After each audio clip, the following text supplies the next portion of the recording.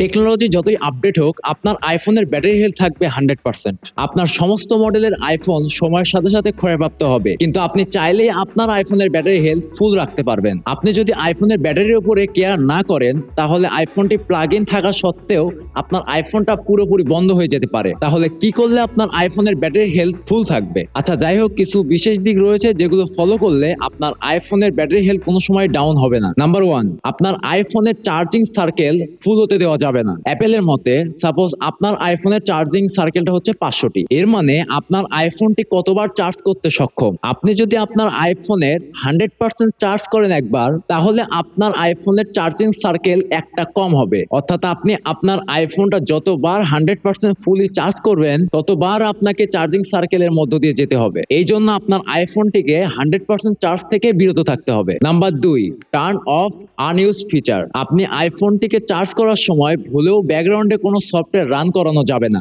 আপনার আইফোনটিকে চার্জ করানোর সময় ব্লুটুথ, মোবাইল ডাটা, ওয়াইফাই এবং মোস্টলি পাওয়ার সেভার এই জিনিসগুলো অবশ্যই অফ রাখবেন। পারলে আপনারা এয়ারপ্লেন মোড অন করেও চার্জ করতে পারেন। এছাড়াও আপনার আইফোনের ব্যাটারির লংজিভিটি বাড়াতে আপনার ফোনের যে অন ডিসপ্লে ফিচারটা রয়েছে সেটা অফ করে রাখতে পারেন। Number 3, don't leave your iPhone charge overnight. অর্থাৎ আপনার আইফোনটিকে বেশিবার চার্জ করানো যাবে না। আপনি যদি ঘন ঘন এবং অতিরিক্ত আইফোন ব্যাটারি চার্জ করেন, তাহলে আপনার আইফোনের ব্যাটারি অবশ্যই ক্ষতি হবে। ফর এক্সাম্পল, আপনার আইফোনে 70% চার্জ রয়েছে, তখন আপনাকে 70% থেকে কমপক্ষে 20%-এ আনার পরে আপনাকে চার্জ করতে হবে। আপনি যদি 70% থাকা অবস্থায় চার্জ করেন, তাহলে আপনার আইফোনের ব্যাটারি হেলথ অবশ্যই কমবে। নাম্বার 4, আপনার আইফোনটা চার্জ হচ্ছে এবং আপনার আইফোনটা রানিং হচ্ছে, এই জিনিসটা কোনোদিনও করবেন না। দেখেন, মেসেজ সেন্ড, তারপরে হচ্ছে সোশ্যাল মিডিয়া ব্রাউজিং, এগুলোর ক্ষেত্রে কোনো সমস্যা নেই।